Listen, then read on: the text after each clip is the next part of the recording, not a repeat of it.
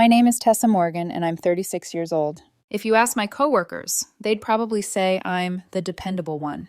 The woman who remembers every audit date, who keeps a spreadsheet for everything, who can untangle a supply chain snarl at 11:47 p.m., while everyone else is still arguing about whose fault it is. If you ask my boyfriend, he used to say I was solid. His word, not mine. Solid, steady, always there. If you asked his ex, though, she'd probably call me something else. Safe, predictable. The placeholder girlfriend keeping his side of the bed warm until he woke up and realized he deserved better. Hey, Reddit, whatever you're drinking, keep it close. This isn't just a story about the silent treatment. It's about the month my boyfriend tried to erase me from my own life, and how I realized I was better off in the empty space he left behind. I met Liam when I was 31 and he was 28. I worked in logistics operations in Phoenix, the kind of job where fun means a truck shows up on time in July without the air conditioning dying. He worked in dental equipment sales. Our worlds overlapped just enough that we could complain about the same fuel surcharges and back orders, but not so much that we brought the exact same stress home. We met at a mutual friend's game night. I was there because someone needed to keep score. He was there because someone needed to make the jokes. He had this stupid, lopsided grin and the kind of green eyes rom-com writers oversell. I had a controller in my hand and absolutely no interest in dating anyone. Then he leaned over my shoulder, watched me wipe the floor with everyone in Mario Kart, and said, "You know you're terrifying, right?" "Thank you," I said. He laughed like I'd just flirted instead of threatened him. We spent the rest of the night on the same team. 5 years later, we weren't just sharing controllers. We were sharing a mortgage. No wedding, no ring. Not because we didn't believe in marriage, but because paperwork never felt like the thing that would make us real. We bought a 3-bedroom place in Scottsdale instead. No kids, 2 paid-off cars, his espresso machine, my gaming setup. 1 bedroom for us, 1 as my office, 1 as the spare room, the place where my PC lived, where my best friend Jade and I ran raids, where Liam and I used to curl up on weekends and lose entire afternoons to co-op campaigns. Used to, because everything shifted about 6 months ago. That's when Kelly came back. Kelly is Liam's ex-girlfriend. They dated in their mid-20s, messy, dramatic, too much alcohol, not enough boundaries. According to him, it burned hot and bright and then exploded. According to her Instagram, it was a tragic love story where she gave her all and was betrayed by a coward. When I met Liam, Kelly was a ghost. Just a muted contact in his phone and a name he mentioned once when we were drunk on the floor eating pizza out of the box. She was chaos, he'd said. You're not. I'd taken it as a compliment. Then, 6 months ago, Kelly had what she called her awakening. She went through a rough breakup with some other guy, joined 3 different women's empowerment groups, and started posting long monologues about emotional labor and mediocre men. Liam watched from a distance at first. Then one day he came home saying, "Hey, Kelly messaged me. She's in some accountability group now. Says she wants to make amends. Be friends." I should have said no right there, but I'm not the jealous type, or at least I thought I wasn't. "If you're sure that's a good idea," I'd said carefully, scrolling through delivery options. "She just wants to apologize, Tess. She's getting therapy now." He kissed the top of my head like I was being adorably paranoid instead of reasonably cautious. "I have you. This is just closure." Closure looked a lot like reopening an old wound and letting someone else bleed all over our living room. Step 1, texts, then voice notes, then weekly calls. Kelly had opinions about everything. At first, it was harmless. "She says I was emotionally unavailable back then," Liam reported one night, like reading a weather forecast. "I don't want to repeat those patterns with you." "Cool," I said, "neither do I." But the more he talked to her, the more sentences started with, Kelly says men don't notice what women do around the house. Kelly says gaming is emotional avoidance. Kelly says couples who really care about each other spend all their free time together. The irony of getting relationship advice from the woman he once described as chaos with mascara was not lost on me. "Is this weird for you?" he asked once, almost sheepish. "Yes," I said, because I make a point of telling the truth when I'm directly invited to. "But I trust you." I shouldn't have. The thing about poison is it doesn't announce itself. It shows up in tiny doses. Suddenly, the way I loaded the dishwasher was inefficient. The meals I cooked were too heavy because Kelly's group was doing a gut health reset. My Monday night gaming with Jade, 2 hours, same time every week for literally years, became immature and a lack of priorities. "We're grown-ups, Tess," he said one night while I stirred pasta. "We shouldn't still be acting like college kids." "You work late 3 nights a week, and your idea of unwinding is watching people get knocked out on YouTube," I reminded him. "I play co-op with my best friend for 2 hours." "It's different," he insisted. "This is about emotional availability. Kelly says—" I put the spoon down just a little too hard. "Kelly doesn't live here," I said. He looked genuinely hurt. "She's just trying to help me be a better partner." Funny how help felt like constant criticism I never actually signed up for. 2 months into the Kelly era, Liam joined an online book club she'd recommended. Titles like "Stop Settling for Less," "Reclaim Your Energy from People Who Drain You. You Deserve More Than His Bare Minimum." These weren't bad ideas in themselves. I'm all for boundaries and self-worth. But somehow every lesson got aimed squarely at me. If I was tired after a 12-hour shift and didn't feel like dissecting my tone in a text I'd sent earlier, I was shutting down. If I asked for an evening alone after a brutal week, I was withholding connection. If I said I wanted to keep my Monday gaming with Jade, I was choosing hobbies over the relationship. The woman who used to curl up next to me on the couch while I played now sat at the other end, arms crossed, watching commentary videos about bare minimum girlfriends on TikTok. Her creator of choice? A woman who looked suspiciously like Kelly. 2 months back, I made the mistake of suggesting maybe, possibly, Liam was letting his ex have too much say in our present. He'd just finished another hour-long call with her, pacing the kitchen, laughing at jokes I couldn't hear. When he hung up, I said, as gently as I could, "Hey, do you think maybe we're consulting Kelly a little too much about us?" He went still. "So you don't want me to have friends?" he asked. "That's not what I—" "You want to be my entire support system, is that it?" "No, Liam, I just don't love that your ex is the main person you process our relationship with." His face closed down, shutter by shutter. He stared at me like I'd just admitted to something ugly. "Kelly was right," he said quietly. "You don't actually want me to grow. You just want me to stay convenient." My chest went cold. "I didn't say that." "You implied it." He's grabbed his keys. "I need some air." He slammed the door. He came back 3 hours later. He didn't look at me once before bed. I thought that was the fight. Turned out it was just the prologue. Fast forward to 4 weeks ago, Monday evening, around 6 p.m. I came home exhausted, brain fried from a full day of trucks, delays, and a client who believed urgent meant call every 30 minutes. All I wanted was a shower, some garlic bread, and a couple hours online with Jade. When I walked in, Liam was at the kitchen island with his laptop. Kelly's face was on the screen, mid-rant about partners who don't pull their weight emotionally. I hung up my keys, kissed his cheek, and said, "Hey, just a heads up, I'm gaming with Jade at 7, like usual." He didn't respond. Kelly did. From the tinny laptop speakers, "There it is, Lee. Hobbies over connection. I told you." He muted the call and looked at me, jaw tight. "You're gaming again?" he said flatly. I blinked. "It's Monday." "Don't you think that's excessive?" "We literally did this last Monday. You were fine then." "That was before," he said. "We've been talking." He tilted his head toward the laptop, "about how you check out whenever things get hard." I stared at him. "You mean when I relax after working 10 hours? Kelly's voice came muffled through the speakers, louder now, even on mute. She was gesturing like a TED Talk. I didn't need to hear the words to know whose side she was on. "I wasn't talking to her," I said. "That's the problem," he snapped. "You don't want to hear uncomfortable truths." "What truth exactly? That I game 2 hours on Monday nights? One night a week you have known about since we moved in together?" He stood up, pushed his chair back too hard. "This isn't about the game, Tessa. It's about respect, about priorities. You never want to talk when things feel off between us." "Liam," I said, keeping my voice even, "I asked you all week what you needed. You said you were fine. If there's an issue, say it. Don't drag Kelly in here to narrate our relationship." His eyes flashed. "Kelly sees my patterns," he said. "She knows when I'm being taken for granted. And she also knows exactly how to lose a relationship," I shot back before I could stop myself. Silence. The bad kind. For a second, I thought he was going to throw the glass in his hand. Instead, he set it down very carefully. "You know what?" he said.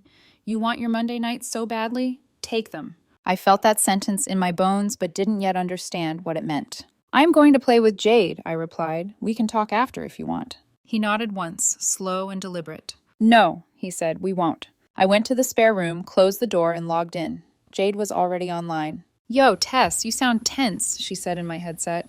Liam and Kelly have decided my gaming is a sign of moral decay, I said, half joking, half not. But sure, let's go wipe in peace. For 2 hours, I lost myself. Keyboard clicks, boss mechanics, Jade's trash talk.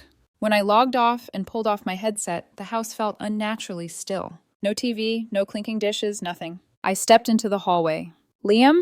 No answer. I checked the living room. Empty. Kitchen. Empty. Bedroom. The door was closed. I tried the knob. It didn't move. The lock slid into place with a soft, final click. That was day one of the dumbest and most important month of my life. At the time, I thought he was just cooling off. I didn't realize he'd decided to erase me. The next morning, the alarm went off at 6:30 like always.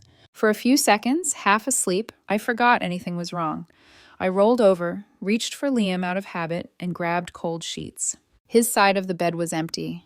The bathroom door was shut, shower running. Nothing unusual, except he usually kissed my cheek or muttered something about 5 more minutes before peeling himself out of bed. Today, nothing. I made coffee. I toasted bread. The small, boring rituals that keep a life glued together. The bedroom door opened.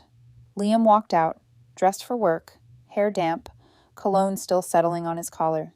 Morning, I said. He walked right past me. No eye contact, no grunt, no acknowledgement that I existed. He poured his own coffee like I wasn't standing an arm's length away, took his travel mug, grabbed his keys, and left. The door closed softly. The silence he left behind wasn't peaceful. It was deliberate, like a stage direction. Exit boyfriend, enter. Nothing. Day 2 of the silent treatment. I got home from work to find him sitting at the kitchen table scrolling through his phone.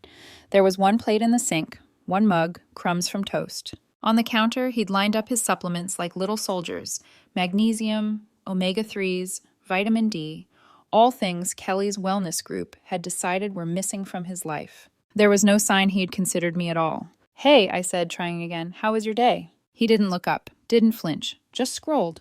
Liam. He stood, walked past me, and headed upstairs. The bedroom door shut. The lock clicked. Not slammed, not huffed, just precise. I stood alone in the kitchen, hand still half raised. Okay, I thought. So we're doing this.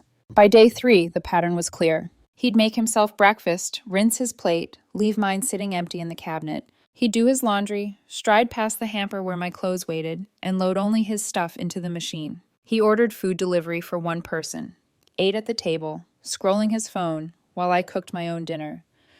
3 feet away. If I sat down, he'd stand up and leave. The second his phone rang, though, he transformed. Hey, Cal, he'd say, voice light, easy. Yeah, today was rough, but I'm hanging in there. He laughed. Actually laughed. He'd walk around the kitchen, the living room, lean against the counter, animated, alive. Then the call would end. The mask would drop. He'd go back to silent. Dead-eyed, calculated. The first night I heard him on speaker with Kelly, I was chopping vegetables, pretending I wasn't listening. How's it going? She asked. You holding the line? Yeah, he said. She hasn't cracked yet. Still doing that gaming thing like nothing's wrong. Of course she is, Kelly scoffed. They never learn until you show them consequences. You're breaking the pattern, Lee. Don't cave. Feels harsh, he admitted. So was being taken for granted, she said. You're not punishing her. You're teaching her what she stands to lose. That's when it clicked. This wasn't hurt feelings. This wasn't I need space. This was training. By day 5, I stopped trying to talk. I'd walk in from work, see him in the living room, and feel the urge to say something, anything, to puncture the wall he was building. But every time I opened my mouth, I pictured Kelly's satisfied little smile through the phone. You're teaching her what she stands to lose. The arrogance of it burned. On day 6, I texted Jade. Tessa.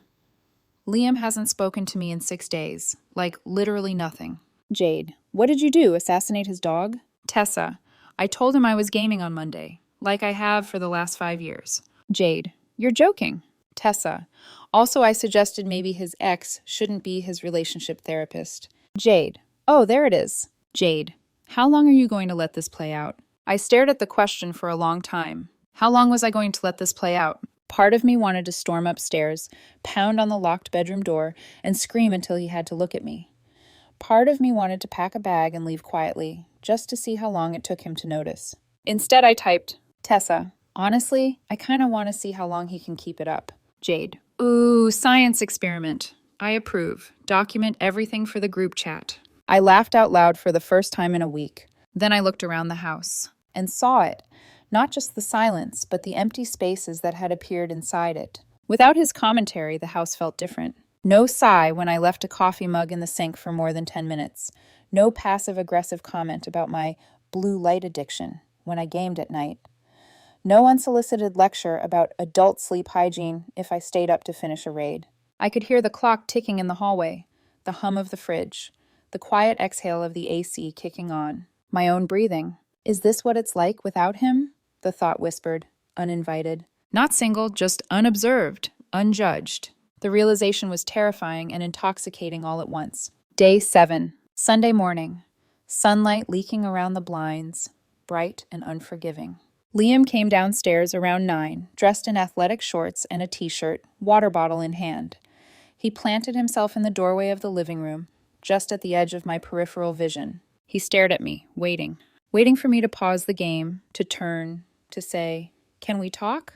I'm sorry. Let's fix this." The TV flickered. The game announcer rambled in the background. I didn't move. I kept my eyes on the screen, hands wrapped around my coffee mug instead of a controller. I wasn't even playing, just letting some random documentary run while I scrolled my phone, but I refused to give him the satisfaction of a flinch. He cleared his throat, loud, obvious. I turned a page on my phone as if it were a book. After a long moment, he stomped back upstairs. 30 seconds later, his voice floated down the hall, clearer than he probably realized. "He's so stubborn," he told Kelly. "Won't even try fixing this." He, I thought, with a bitter little splash of amusement. Apparently I'd been downgraded to generic male archetype. "He's trying to manipulate you," Kelly declared. "He wants you to feel guilty and chase him. Hold your ground, Lee. You're right. He's wrong. Period." I sat on the couch and let their words wash over me. Husband, boyfriend, partner.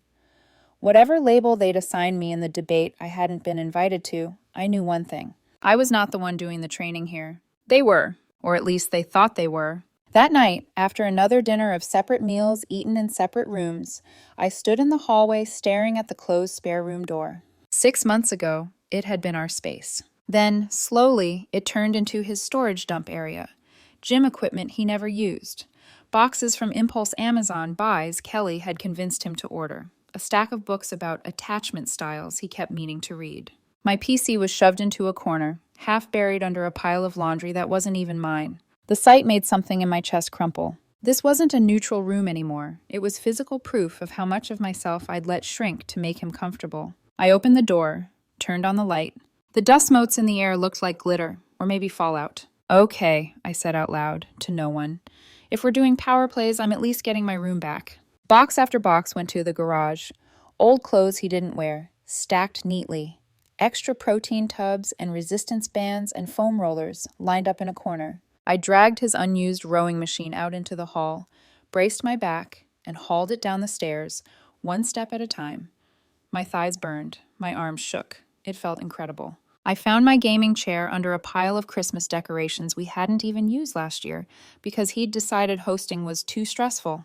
I vacuumed the carpet, wiped down the desk, uncoiled cables with the tenderness of a ritual, reconnected my monitors, keyboard, mouse, set my little fox figurine, Jade's gift, back on the corner of the desk where it belonged. With each thing I moved, the room shifted, inch by inch, back into something that looked like mine. I could hear Liam walking around downstairs as I worked, the thunk of cabinet doors, the soft slam of the fridge, the sound of someone trying very hard to make noise without admitting they wanted to be heard.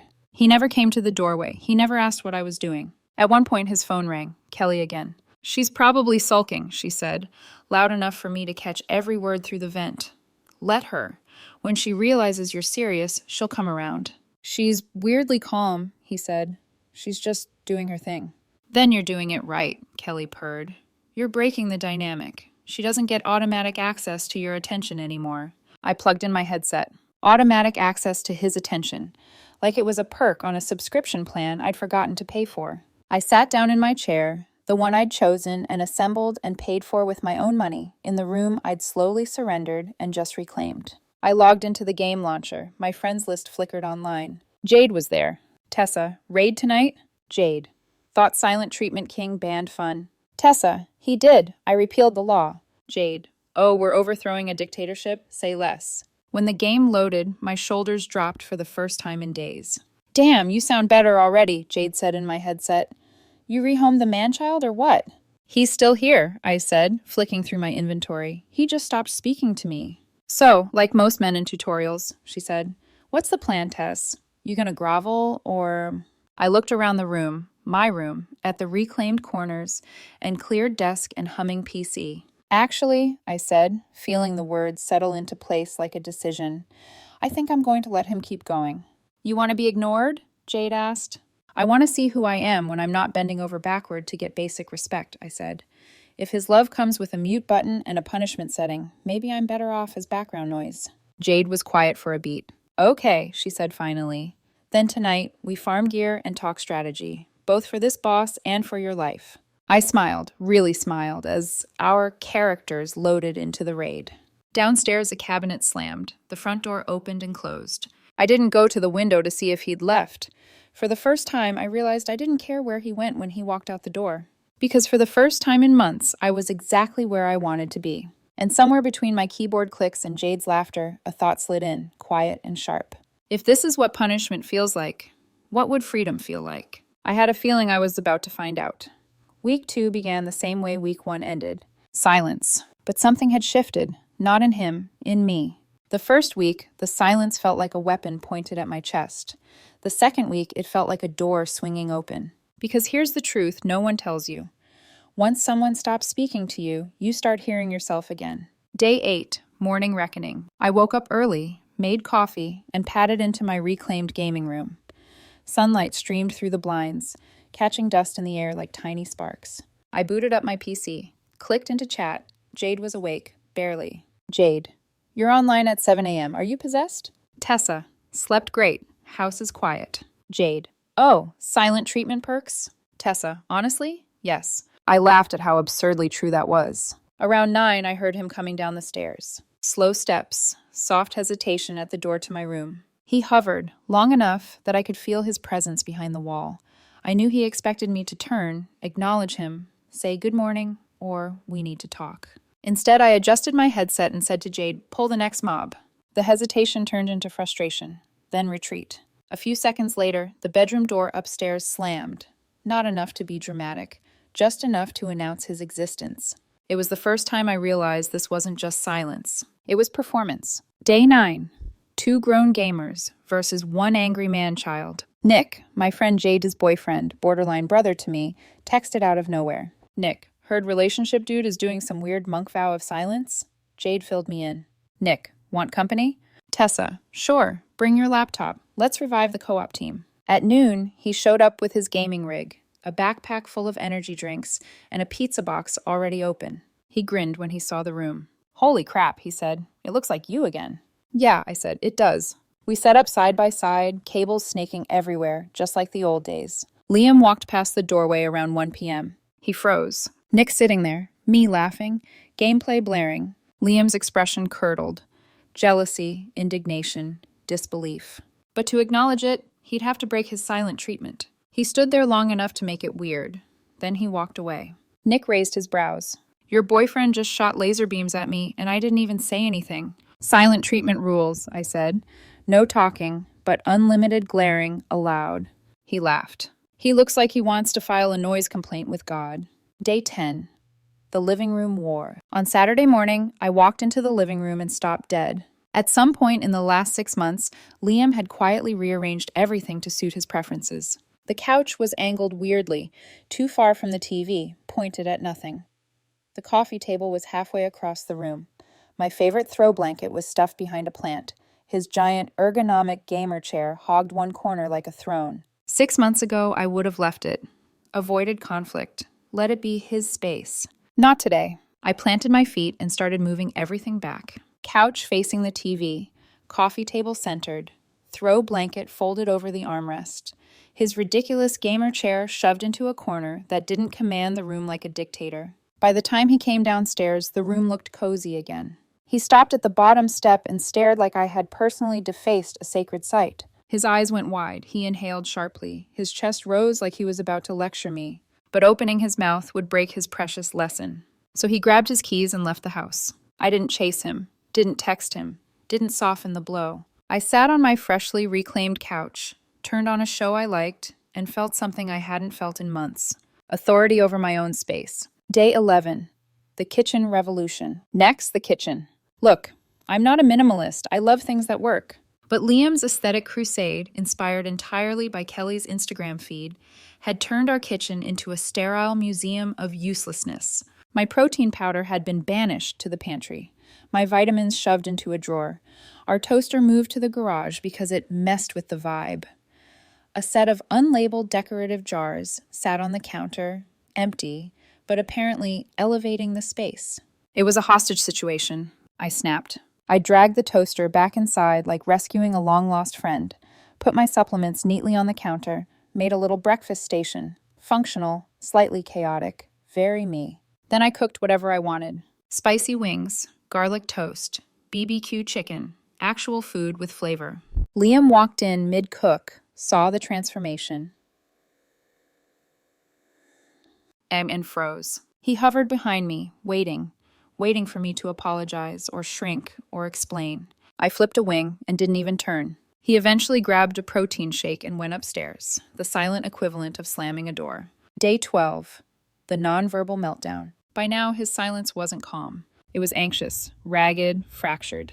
The cabinet doors were closing louder, the footsteps heavier, the body language jittery. Silent treatment is supposed to make the person being punished break first. Except he was the one cracking. I'd walk into a room and he'd leap up like he'd been caught, hover behind me, wait for me to speak. He needed me to break, to ask what was wrong, to restore the dynamic. I refused. He didn't understand that his punishment was accidentally giving me back pieces of myself he'd slowly chipped away. Day 13. My garage, not his storage bin. He had turned the garage into a dumping ground. Boxes, random purchases, seasonal decor, old clothes, unused tools. My workbench was buried under his clutter. On Sunday, I pulled everything out. Sorted, stacked, labeled. Then I did something I'd been putting off for a year. I built the high-end PC I bought parts for but never assembled because he complained it was too expensive, too messy, or too loud. I set the case on the workbench. Screws clattered, fans whirred. The smell of new hardware filled the space. Liam appeared in the doorway. He stared at me working, eyes moving from the motherboard to my hands to my face. He was itching to say something, to complain, to micromanage, to criticize. But the silent treatment wouldn't let him. He walked away. I smiled and installed the graphics card. Day 14, the breakthrough. That night, when it was all finished, RGB glowing, fans humming like a beast, I texted Jade and Nick a photo. Nick replied immediately. Nick, holy crap, that's gorgeous. Your boyfriend must be losing his mind, RN. I replied, Tessa, he is, and he still won't talk. Jade added, Jade, he's trapped in a silence prison of his own design. Chef's kiss. Keep going. I sat back and stared at the setup, at the room, at the life that was slowly reappearing around me like ink spreading through water. A thought crystallized, quiet, sharp, undeniable. This house feels better without him. Not quieter, not calmer, better. He was upstairs pacing, opening drawers, slamming them shut, calling Kelly, whispering urgently, voice cracking. Meanwhile, I was alive again, breathing again, being myself again. The silent treatment wasn't punishment anymore. It was a mirror, and what I saw in it was a woman who'd been dimming herself for a man who had no idea who she really was. On the night of day 14, as I sat in my perfectly lit gaming room, headset on, snack bowl full, friends online, and peace swirling around me like a second skin, it hit me like a lightning strike. I don't miss him. Not his voice, not his opinions, not the man he'd become under Kelly's influence. I missed myself, and I was finally getting her back. Week 3 didn't feel like a continuation. It felt like a shift in gravity, like the house tilted, and suddenly every lie we'd been balancing on started sliding into the light. Because this was the week his silence stopped being a weapon and became a confession. Day 15, the first real break. It was Monday morning again. The 1-month anniversary of the fight he pretended wasn't a fight. The 5th Monday he'd planned to teach me a lesson. I woke early, made coffee, and headed downstairs thinking I'd have the kitchen to myself. Instead, I found Liam leaning against the counter, arms crossed, staring at my breakfast station like it personally insulted him. Toaster out, protein powder visible, vitamins lined up, coffee maker positioned exactly the way I liked it. He looked from the setup to me, eyes hollow, jaw tight, breathing uneven. It was the first time in weeks he looked like someone who wanted to speak. I walked around him and opened the fridge. He stepped forward, blocking me, and for a split second, I swear he almost said my name. His mouth opened, his chest expanded, like a balloon stretched too thin. But then, behind his eyes, I saw the exact moment he remembered. Kelly, her rules, her scripts, her doctrine of hold the line. He closed his mouth, stepped aside, and walked away. I grabbed my creamer, shut the fridge door, and whispered to myself, "Coward." Day 16. The visit. It was Wednesday evening when his parents showed up. They'd texted him earlier in the week, but he'd ignored them, just like he ignored me. So they arrived unannounced, casserole in hand, the way parents do when something feels off, but nobody's talking. Liam answered the door with that brittle expression he'd been wearing all month, fragile pride stretched over something hollow. "Tessa," his mom exclaimed when she saw me in the kitchen. "Oh, honey, it's been forever." She hugged me tight, warm, familiar. I almost cried into her shoulder. His dad grinned and said, "How's work treating you, kiddo?" I smiled back, "It's good, busy but good." Liam froze behind them like a glitching NPC. This was the first time in 3 weeks he'd been forced to share air with me and witnesses. We sat for dinner, his parents cheerful and chatty, me, calm and polite, Liam, unraveling at the edges. His mom asked about holidays. Before I could answer, he jumped in. "We haven't discussed that yet." It was the first sentence he'd spoken in 21 days. I went still, his fork hovered. His parents didn't notice a thing. But I did. When they left, having no idea they'd just wandered through a silent battleground, Liam shut the door and spun toward me. "You did that on purpose." "Did what?" I asked. "You made me talk. You manipulated the whole thing." I stared at him, genuinely taken aback. "I didn't make you do anything," I said. "Your parents asked a question. You answered it." His face twisted. "This is exactly what Kelly warned me about, your passive-aggressive crap." Something inside me snapped. The quiet, steady grief? Gone. Now it was just clarity. Day 17. The first real fight. "I'm manipulating you," I said slowly, "after you spent 3 weeks pretending I don't exist?" "That's not the same." "It's exactly the same," I said, stepping closer. "Actually, no, it's worse, because I didn't choose silence. You did." He blinked, surprised by the sharpness in my voice. I kept going. "You didn't ask for space. You didn't set a boundary. You didn't tell me what you needed." I pointed toward the stairs. "You locked yourself in a room and punished me like a child." "I wasn't punishing you," he insisted. "I was giving you consequences." "Same thing," I said, "different vocabulary." His jaw clenched, and then I saw it. A tiny flicker behind his eyes. Fear. Not of me leaving, not of losing the relationship, but of losing control. "The silent treatment," I said quietly, "showed me something I didn't want to see." He swallowed. "What?" "That I'm happier when you're not speaking to me." He froze. "Because when you're silent..." My voice cracked, but I kept going. "You're not criticizing me, not correcting me, not filtering everything I do through Kelly's rage." "That's not fair." "It's true," I said, "and I think you know it." We stood in the hallway, 20 feet and 5 years between us, and for the first time I didn't feel small in that space. I felt awake. He stared at me like he didn't recognize me. Maybe he didn't, because the woman he had been punishing all month, the quiet one, the conciliatory one, the one who made herself easy to love, was gone. And the one standing in front of him wasn't afraid of his silence anymore. She was done with it. Day 18. The calls get louder. The next day, he didn't even try to pretend everything was fine. He paced the hallway, opened and closed drawers, sat on the couch, stood up, walked away. He kept checking his phone, kept calling Kelly. I heard every word through the vent near the stairs. "She's being impossible," he hissed. Kelly's voice was sharp and familiar. "Good. That means she's destabilized. Keep holding the line." "Nothing's working," he snapped. "She's not reacting at all. She's acting like she doesn't need me." Kelly inhaled dramatically. "Of course she needs you. She's testing you." "No," he said miserably. "I think she's done." A pause. Kelly's voice softened, slightly vindicated. "Then you have to escalate. Show her you won't be walked over." "And how do I do that without talking?" he snapped. "Get creative," Kelly said.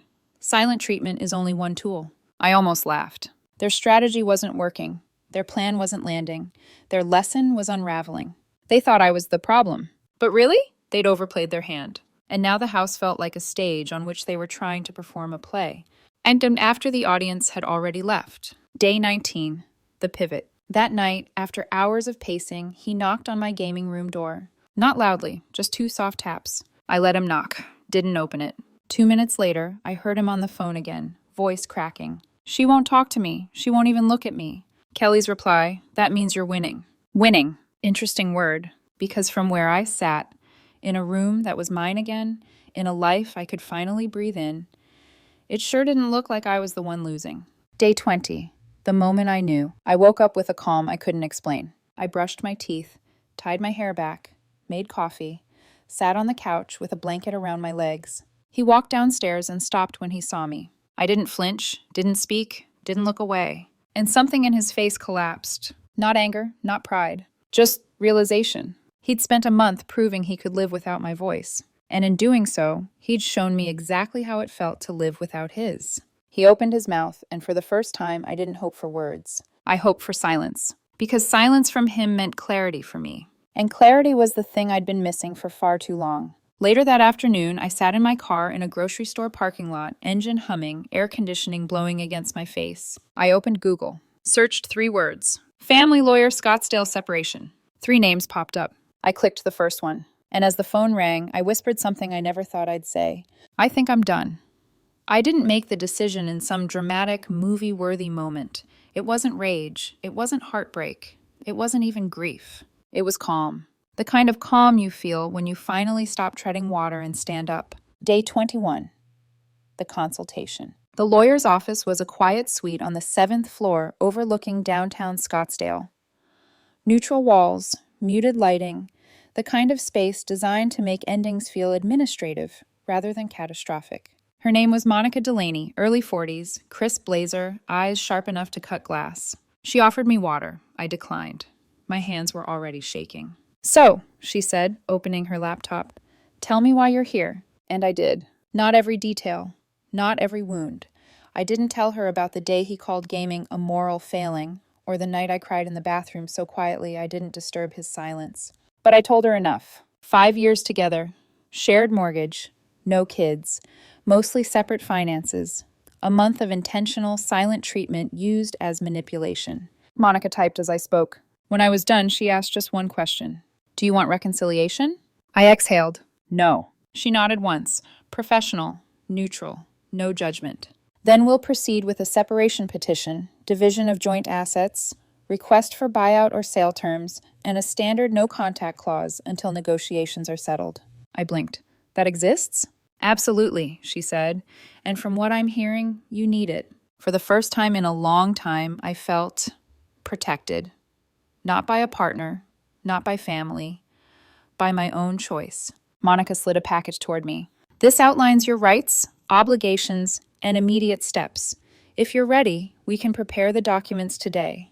They can be served in as little as 48 hours. 48 hours. 2 days from now, the version of my life that included Liam could officially begin ending. I expected panic, or guilt, or doubt. Instead, I felt a simple, quiet truth. I am finally choosing myself. Day 22, the arrangement. When I got home, the house was empty. His shoes were gone from the entryway, his gym bag missing, the car absent from the driveway. He'd fled to avoid being in the same room with me, because if he had to look at me, he might break his precious vow of silence. I stood in the kitchen, staring at the space where he usually set his keys. The silence he'd used to punish me suddenly felt like a gift. I placed my hands on the counter, closed my eyes, breathed.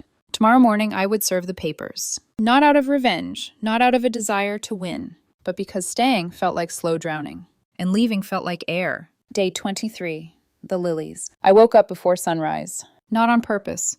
My body was buzzing with a strange mix of relief and fear, a new beginning disguised as an ending. I drove in the cool early morning, windows cracked, the desert air sharp against my skin.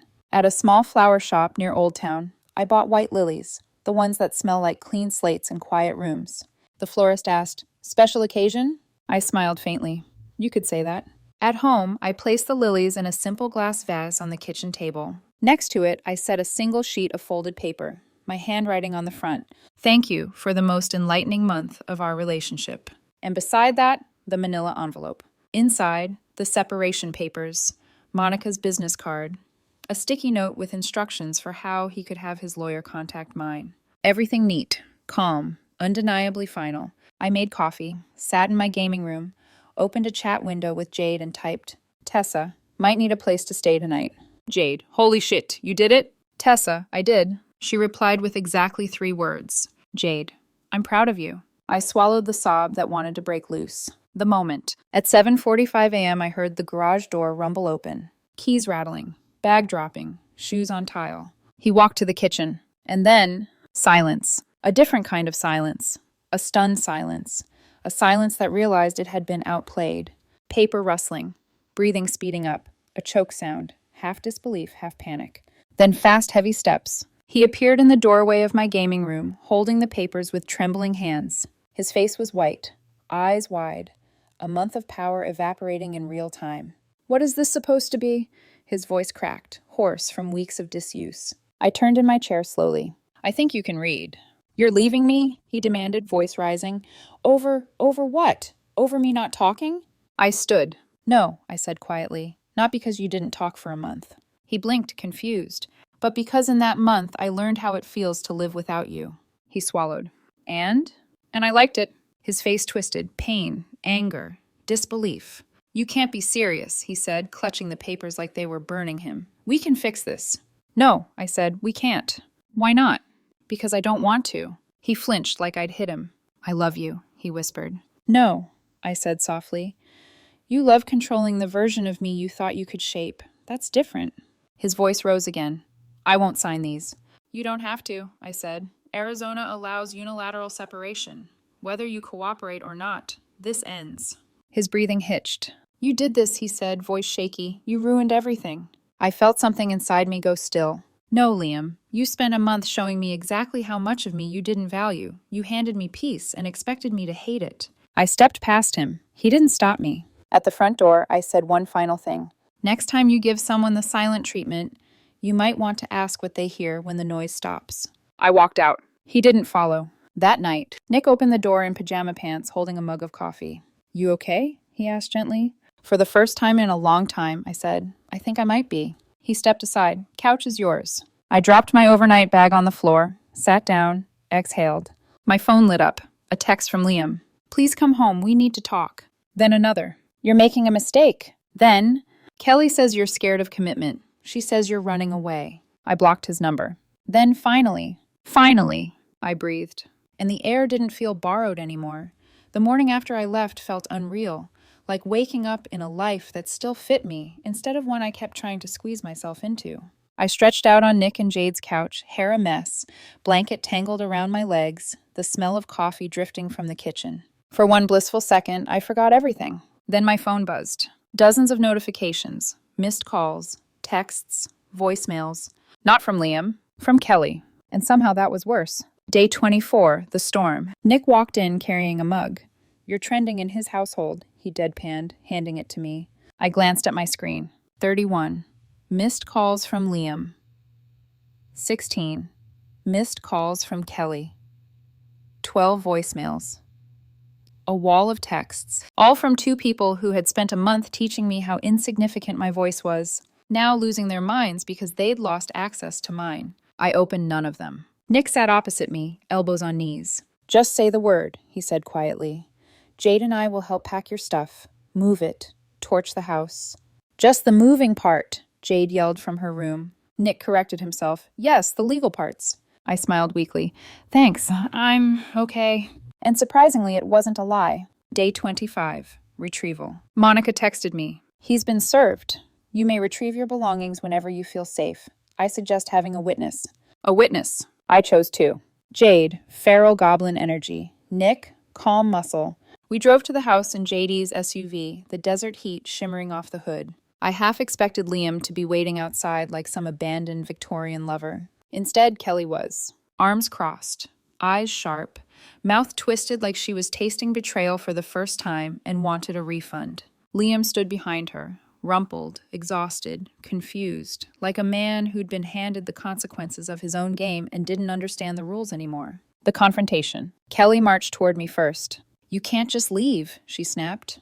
You owe Liam a real conversation. I laughed. Actually laughed. I had a month of opportunity to talk, I said. He chose silence. That was discipline, she shot back. No, I said calmly, that was manipulation. Liam flinched. Kelly's face reddened. You're acting selfish. vindictive, irrational. Kelly, I said, stepping closer, voice low and sharp, you do not get to dictate the narrative of a relationship you weren't in. She opened her mouth. I held up a hand. And if I wanted advice from a woman who sabotaged her own relationship so thoroughly she needs an audience to cope, I would have asked. Nick muttered, "God damn," under his breath. Kelly sputtered, "I was only trying to help him." "You were trying to recreate your breakup," I said. "Except this time you got to watch it happen from the front row." Liam stared between us, beginning finally, painfully, to see it. Packing. We went inside. I started gathering my things. Clothes, toiletries, my monitors, my cables, my Fox figurine. Jade and Nick worked silently beside me, like a small, competent strike team. Efficient, careful, solid. Liam lingered in the doorway, eyes glossy. "You're really doing this?" he asked quietly. "For the right reasons," I said. "Is there someone else?" he whispered. Jade barked a laugh. "Yes, her sanity." I shot her a look, not helping. She shrugged unapologetically. Liam rubbed his face. "I just don't understand how it got this far." "You spent a month showing me I wasn't worth speaking to," I said. "Now I believe you." "That's not what I meant." "It's what you taught." He went silent again, but this time it wasn't weaponized. It was broken. The last word. As we loaded the boxes into Jade's SUV, Kelly stomped out again. "You're throwing away 5 years," she accused. "No," I said. "I'm saving the next 5. Kelly scoffed. "You'll regret this." I met her eyes, cold, unwavering. "No, Kelly, you will." Liam looked up sharply, and in his eyes I saw it. The flicker of realization that this wasn't Kelly's life to rewrite, and never should have been. I closed the trunk, turned toward him.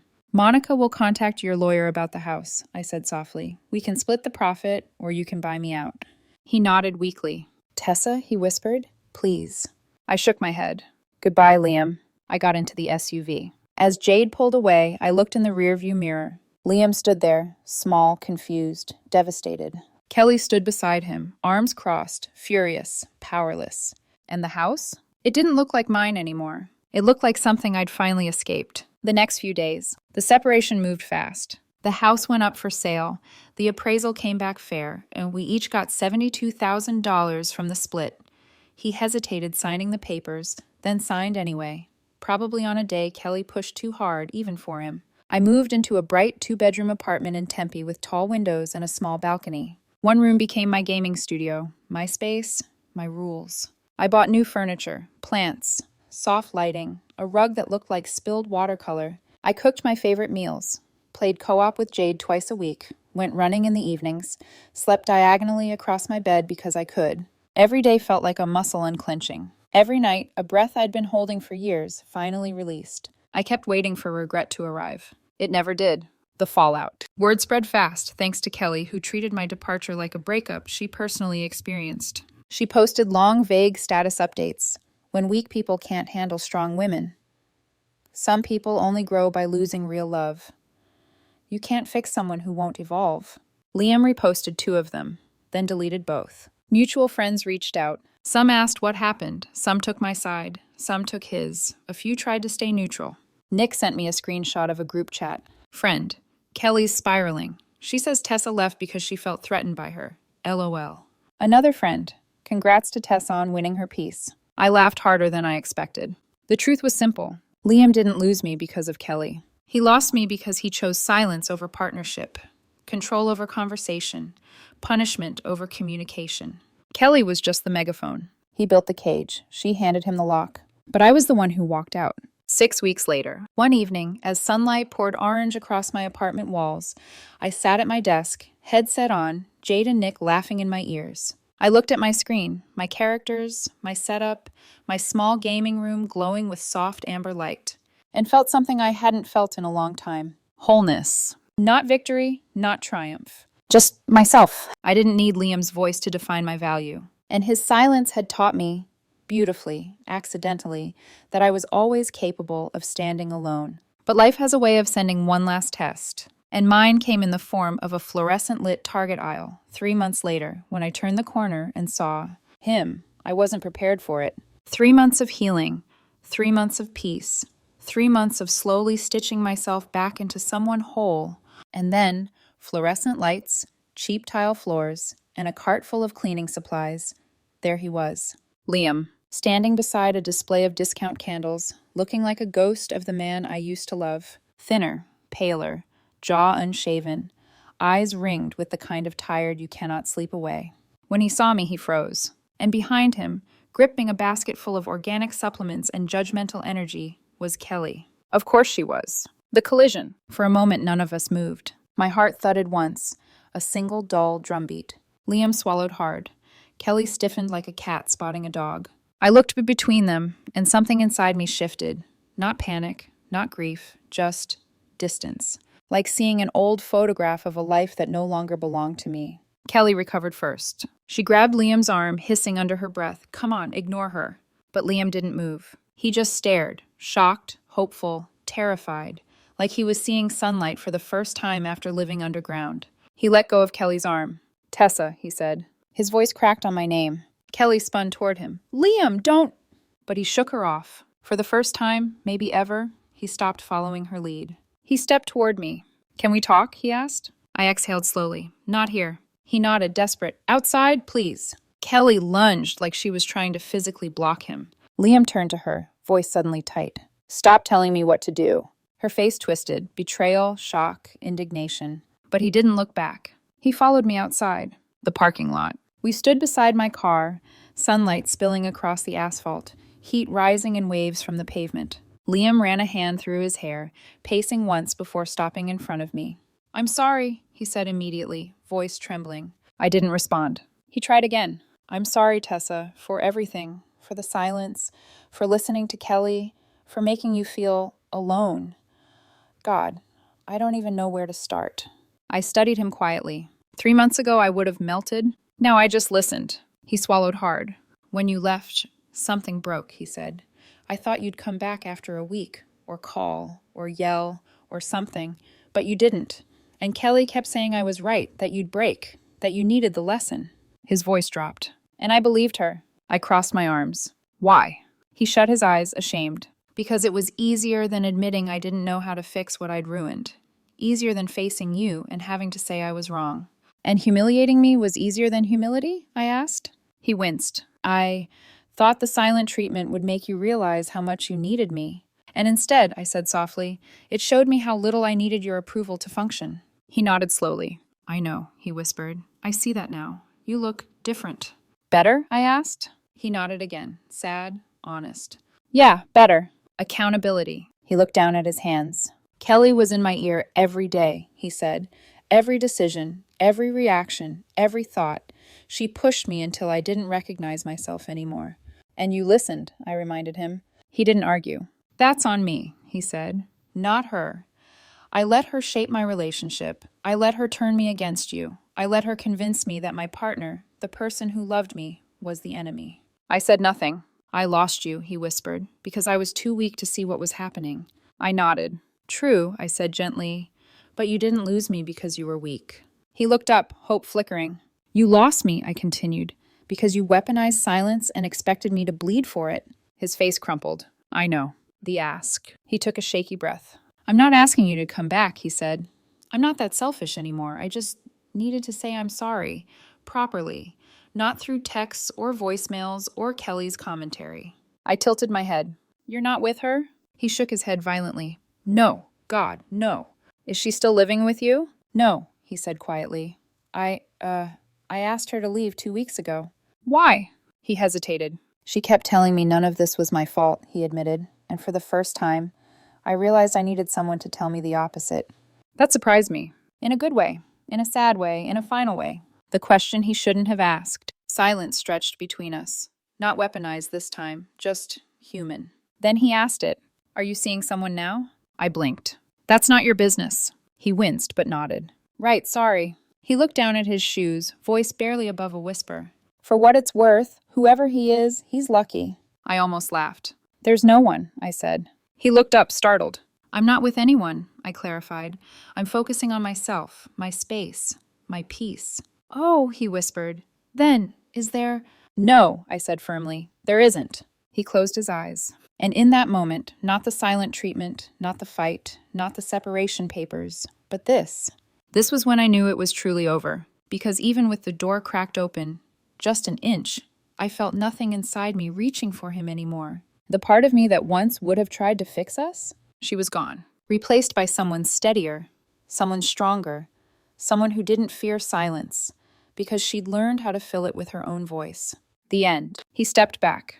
I hope you stay well, he said softly, and happy. I really do. I hope you figure out who you are without Kelly's voice in your head, I replied, for your sake. He nodded. We stood in the warm Arizona sun, two people who loved each other once and hurt each other more and outgrew the version of themselves that relationship demanded. Then he turned, walked away. Kelly called out his name from near the carts. He didn't turn back. I got into my car, hands steady, heart steady. And as I pulled out of the lot, I caught one last glimpse of him in the rearview mirror. Small, faded, already becoming a memory. I didn't feel triumphant or vindicated or angry. I felt free. Deeply, quietly, irrevocably free. Epilogue. 6 months later. My gaming room glows softly each night. Warm amber lights, plants in cozy corners, a desk that feels like home. I run half marathons now. Found a hiking group. Built new friendships. Went on a few light dates. Nothing serious. Nothing that compromises my peace. Sometimes, when the apartment is quiet, I think about what silence used to mean. Back then, silence felt like punishment. Now, it feels like autonomy. Breathing room. A clean slate. People ask me if I regret ending things. I smile every time. Regret? No. The silent treatment was supposed to teach me a lesson. And it did. Just not the one Liam intended. It taught me that love without respect is worthless, that peace is priceless, and that sometimes the trash really does take itself out.